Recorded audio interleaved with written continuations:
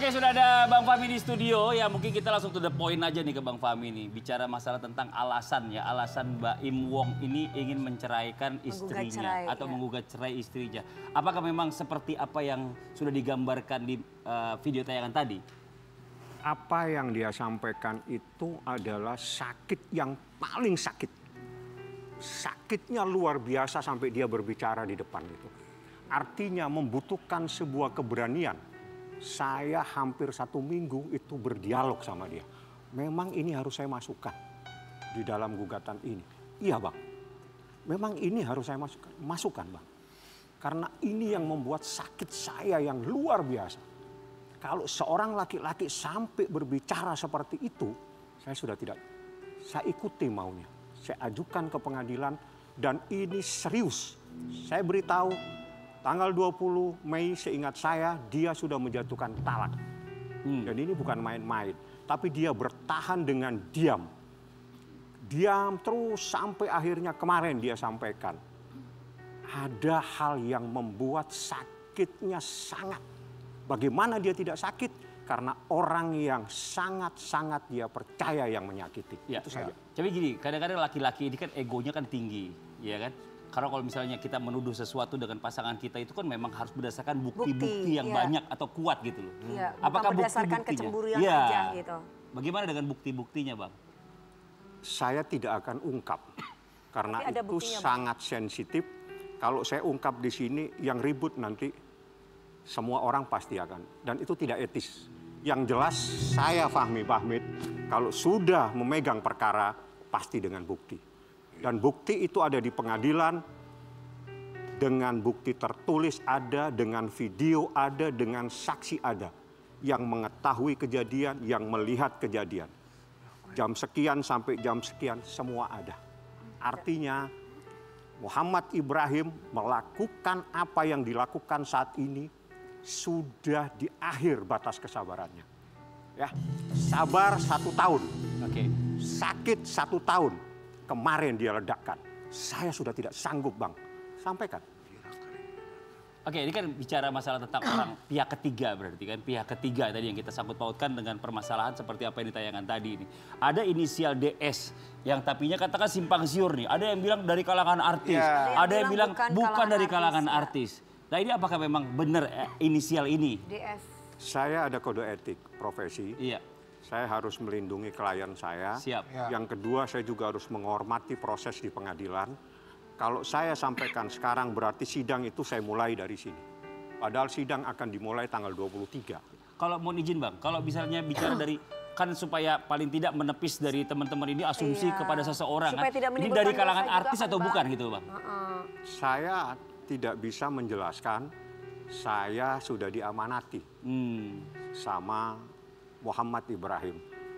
Kemarin saya telepon, saya ada begini-begini. Sampaikan Bang, apa saya sampaikan? Jangan. Ya. Saya ikutin. Saya malah hanya disampaikan, kalau Abang mau sampaikan bahwa saya pelit. Saya pelit karena saya setiap bulan kadang memberikan hampir 300-400 juta. Saya pelit karena saya setiap bulan memberikan transfer 100 sampai 200 juta. Sampaikan saja itu karena saya pelit. Kepelitan saya karena saya hanya mampu memberikan transfer, memberikan uang hanya hampir 400, kadang hanya hampir 200. Mungkin itu sehingga saya dibilang pelit. Itu yang diamanati.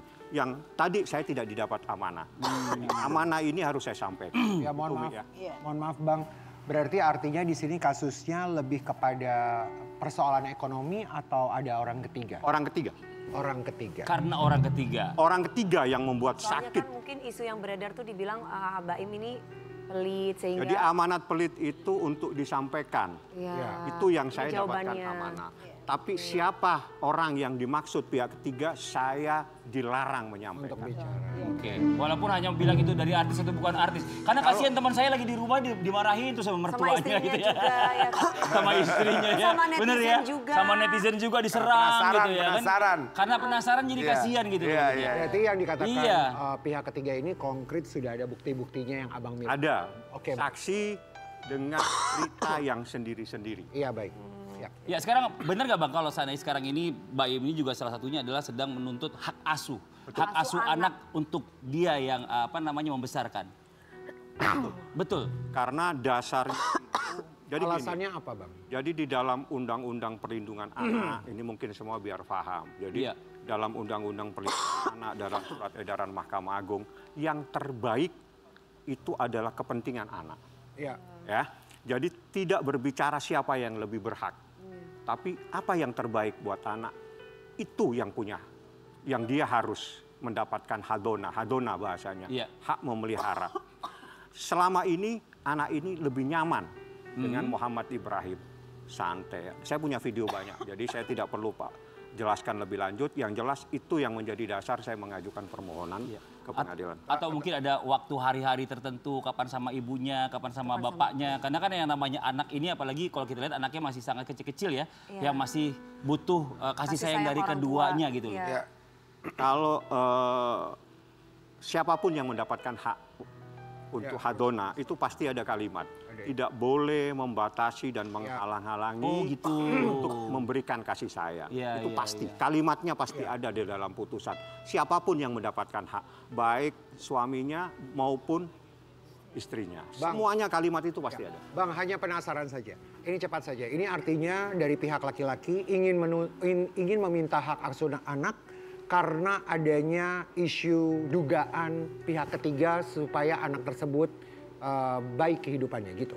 Itu kalau itu salah satu alasan. Banyak alasan. Oke, baik. Banyak alasan. Alasan yang paling penting alasan anak itu sendiri. Oke, baik. Ya tapi Bang, sekali lagi kalau kita berbicara mengenai masalah, apakah masalah ini sudah sangat runcing sekali, udah nggak bisa mungkin Untuk rujuk untuk gitu rujuk, ya. untuk kembali, ada kemungkinan kedua belah pihak Kedua ini belah bisa pihak. rendah hati, lembut hati. Dan menjadi rujuk dan berdamai Iya, apalagi sudah punya anak. untuk ya, Bang. kepentingan anak kembali. Gitu. Ada nggak kira-kira? Saya berbicara secara hukum ya. Di dalam surat edaran pasti didamaikan. Artinya yang mendamaikan bukan lagi saya. Saya sudah berkali-kali memberikan. Apakah ini saya harus ajukan? Ajukan, Bang. Artinya itu menjadi keputusan dia. Tapi hukum itu telah memberikan waktu 1 bulan. Nanti. Oke. Dalam waktu 1 bulan mereka harus damai atau tidak damai, mereka yang memutuskan. Mediasi gitulah ya, Bang. Mediasi. Jadi 2-3 ini ngebahas apa nih Bang? Lebih ke 23, tepatnya.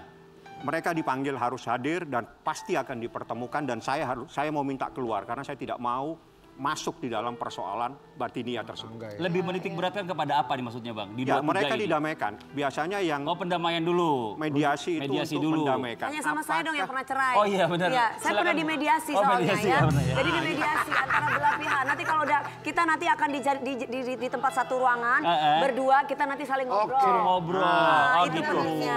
Baik. Tuh King Ada gitu. solusi atau enggak? Tanya dulu, Baik, enak siap, aja. Ibu. Baik. Dia nggak tahu aja. Siapa kakak mediasi? Kalau saya nggak suka mediasi, saya nggak mediasi. Udah aja pokoknya kalau berpisah aja, iya. Langsung cerai aja. Repot mediasi, udah cerai aja, udah cerai. Pokoknya Baik. kita doakan buat Kalau teman-teman kita. kalau ini. bisa, Kalau ya siapa tahu bisa Bisa rujuk lagi. rujuk. Aduh, udah kelihatan yang bisa rujuk sama yang enggak, udah dia. Oh ya Allah.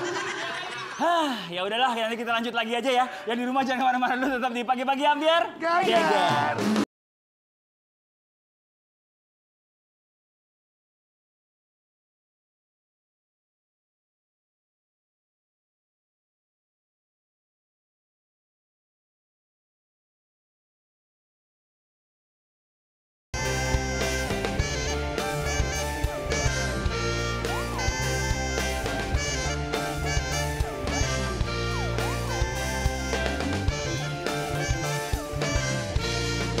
Pagi-pagi ambiar geger.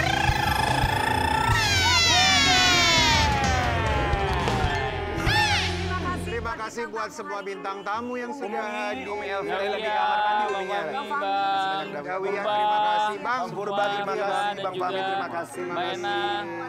Mbak Fira, semangat. Kakak Vena. Mbak Vena, terima Terima kasih banyak ya. kasih. Tapi yang perlu diingat gini, Dani buat semuanya, yang namanya anak itu disayang bukan disakiti ya. Banyak orang yang menantikan anak tapi sampai sekarang tak kunjung datang. Jadi yang punya anak tolong dijaga karena anak adalah amanah. Benar Amanah suatu saat nanti kita diminta pertanggungjawaban terhadap anak-anak kita yang kita rawat. Betul. Wah, ibu dulu Umi ya. Terima kasih Umi. Iya, Sehat, makasih sayang. banyak ya Terima Umi. Walaupun belum menjadi orang tuanya, tapi setidaknya peran orang tua tetap ada buat anak-anak. Betul. Betul. Kita kembali lagi besok pagi. Pagi-pagi ambiar. Geger.